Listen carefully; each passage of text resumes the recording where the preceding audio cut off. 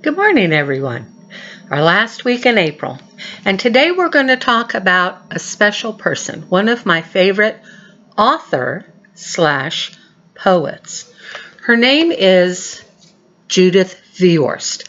And Judith Viorst started out knowing she was going to be a writer when she grew up. In fact, one of her first poems that she wrote when I believe she was 8 years old was an ode to her dead parents. They were not amused when they read it because they were not dead. But she went on and she wrote lots and lots of different things. Didn't get published for a long time. She wrote bad poems about dead dogs and things like that. But she kept on writing and she kept on doing what she knew she was going to do. She did publish some nonfiction books, some science books, and that was good. And then she got married, and she married a writer who wrote about the Middle East. Interesting. And she had children. She had 3 boys, Anthony, Nicholas, and Alexander. And she started to write for them. And that's when she first got her break and started to publish things. One of her most famous books, and a book that probably everybody knows, she wrote for her son, Alexander. And the terrible, horrible, no good, very bad day. Because he was having a bad day. And she wanted to give him, it's okay. Things like that happen. Even in Australia. And if you know the book, you know what I'm talking about. She didn't stop writing books. She wrote an awful lot of books. But then she started writing better poetry.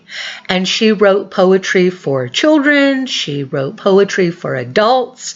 She had poetry published. She even wrote books of poetry. This book is one poem about this little girl that really wants pierced ears, and all the things that she does to try and get her parents to allow her to have pierced ears so that she can wear all of these beautiful, beautiful earrings. One of her poetry books, that is one of my favorite poetry books, is called If I Were in Charge of the World. She kind of wrote this for children to see what would they do if maybe they were in charge of the world. And this first poem that I'm going to read to you is called If I Were in Charge of the World. Now she doesn't have a lot of illustrations, so just listen as I read this book and see if maybe it might be something you would do if you were in charge of the world. And remember, poems don't have to rhyme. Some do, some don't. This one doesn't. If I were in charge of the world, I'd cancel oatmeal, Monday mornings, allergy shots, and Sarah Steinberg. If I were in charge of the world, there would be brighter nightlights, healthier hamsters, and basketball baskets 48 inches lower. If I were in charge of the world, you wouldn't have lonely, you wouldn't have clean, you wouldn't have bedtimes or don't punch your sister. You wouldn't even have sisters. If I were in charge of the world, a chocolate sundae with whipped cream and nuts would be a vegetable. All 007 movies would be rated G. And a person who sometimes forgot to brush and sometimes forgot to flush would still be allowed to be in charge of the world. And those are the kinds of poems that she writes. She writes them for kids and about things that are funny to kids. Have you ever known a bully? Think about this poem the next time you think about a bully. It'll make you laugh and it'll make things a little bit easier. This is called Stanley the Fierce. Stanley the Fierce has a chipped front tooth and clumps of spiky hair. and his hands are curled into 2 fat fists, and his arms are bulgy and bare, and his smile is a tight little mean little smile, and his eyes give a shivery glare. And I hear he goes for 17 days without changing his underwear. But I don't think I'll ask him. No, please don't. Please don't. That would not be a good thing. She also writes about love. This is a short love poem.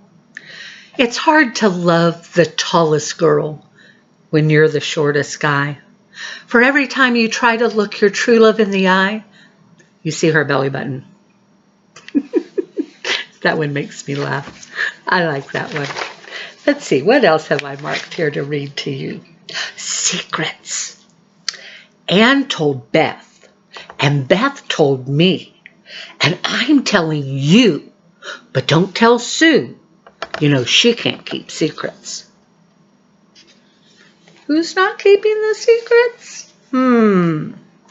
She also writes about poems. This one you have to look at. Sometimes Poems is the name of this poem. Sometimes poems are short and fat and have a double chin.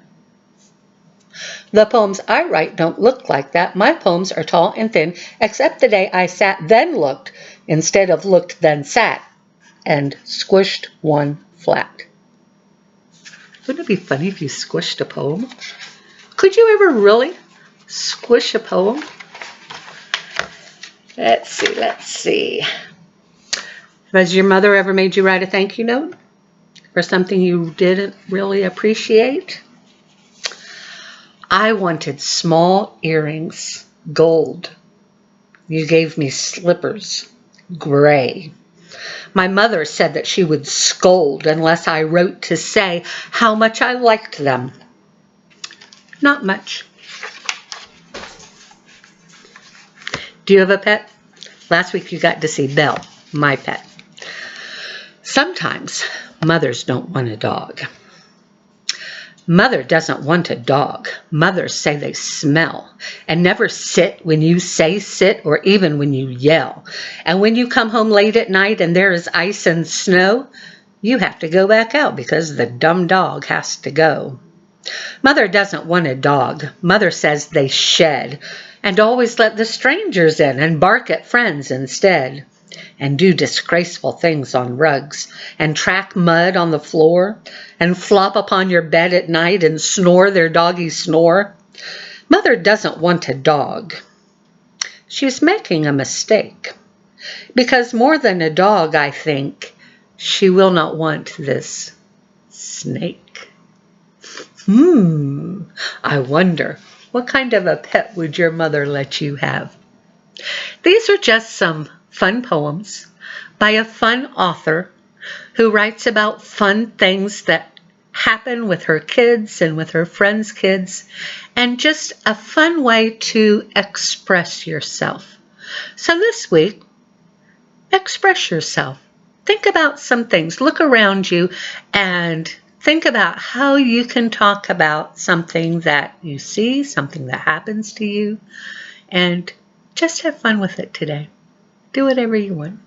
I miss you guys. And I will see you, hopefully, sometime soon. All right.